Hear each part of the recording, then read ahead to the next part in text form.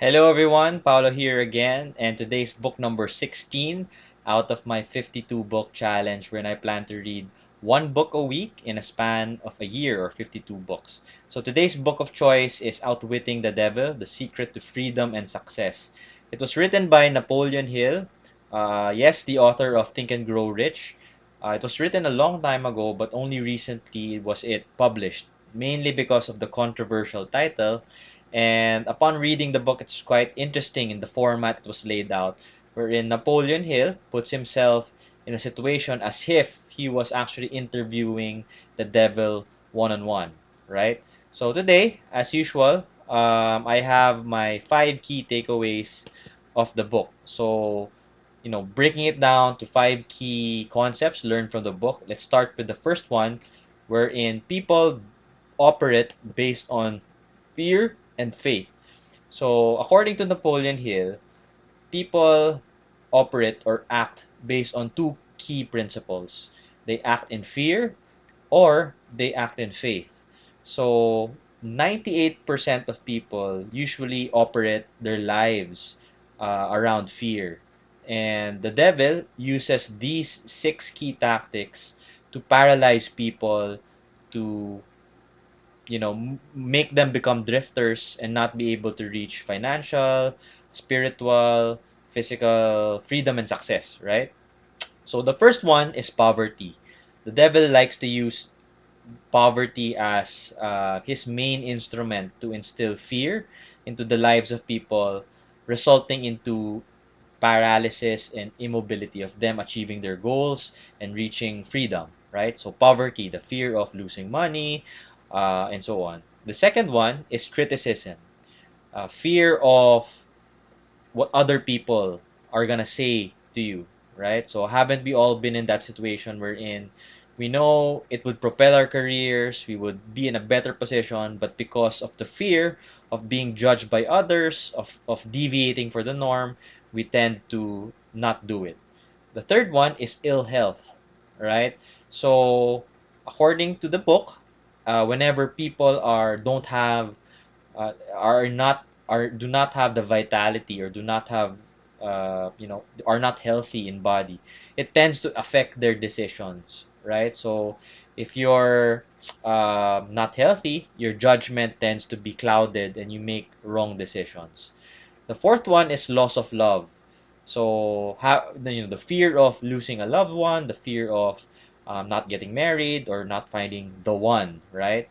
So because of this, the devil uses this tactic, the fear of love, to actually stop people from making them happy. The fifth one is old age. So again, the fifth and sixth one, old age and death, go hand in hand. The fear of the concept of growing old, being alone, and the fear of death in general stops us on our tracks, and instills a paralysis or immobility for us to take bold moves, bold actions that would propel us to a better future. So these key 6 tactics of fear are being used by the devil to make us not act today, make us procrastinate, and eventually it becomes habit, and then it forms our entire life, right? Versus people who operate in fear. So again, these people are optimistic, these people are full of hope, these people have faith in terms of their capability, and they operate in a matter of love, right? So basically, all of our thoughts, all of our actions are driven by our thoughts, right? So if you're not in the right mental state, if you don't have the right core belief in yourself, tendency is you would operate in fear and be paralyzed, be immobile, and over the span of time, right?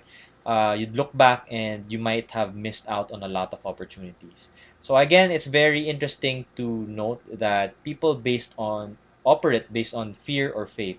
So if any of these any of these attitudes, when you do an internal assessment, if you feel that, oh nga no, there are some situations wherein you tend to operate on fear and missed out on a lot of opportunities. Maybe it's time to rethink and assess whether or not you've been operating more on the concept of the principle of fear or faith, right?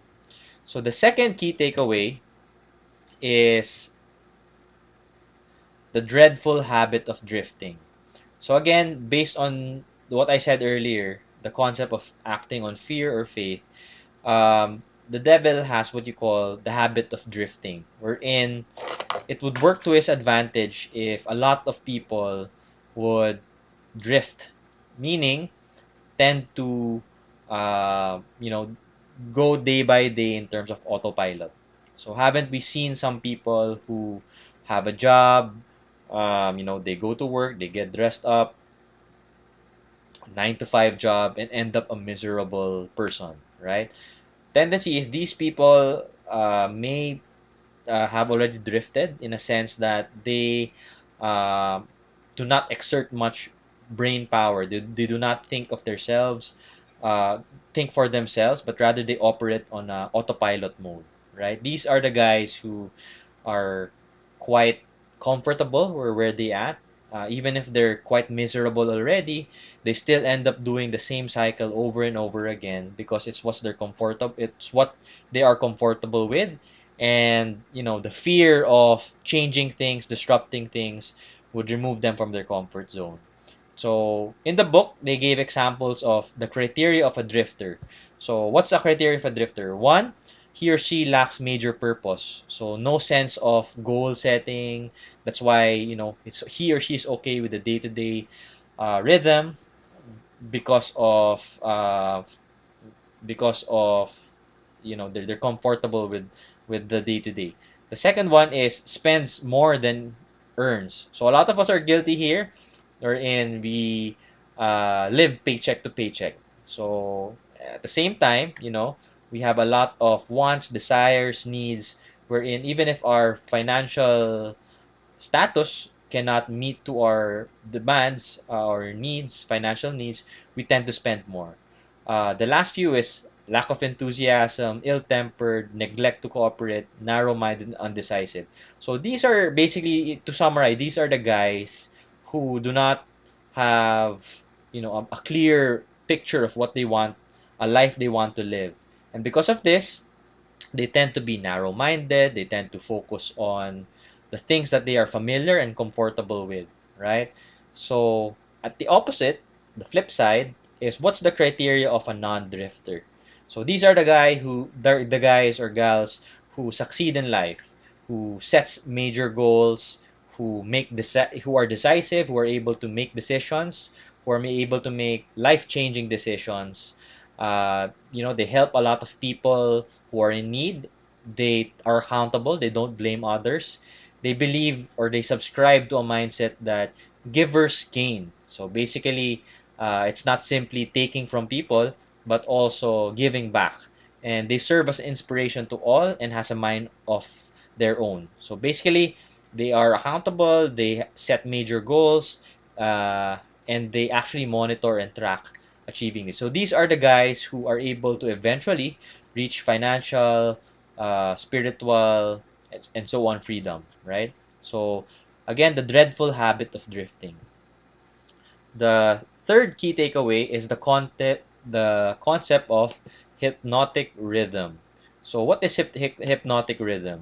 So hypnotic rhythm basically is the concept wherein we're influenced by a lot of factors, and day by day it becomes a habit, as if we're hypnotized through this hypnotic rhythm, right? So it's habit forming.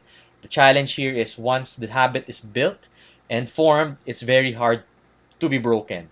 So for example, if we fear poverty, right? The fear of poverty, always thinking about losing money, and because of these thoughts, right, it would manifest into reality.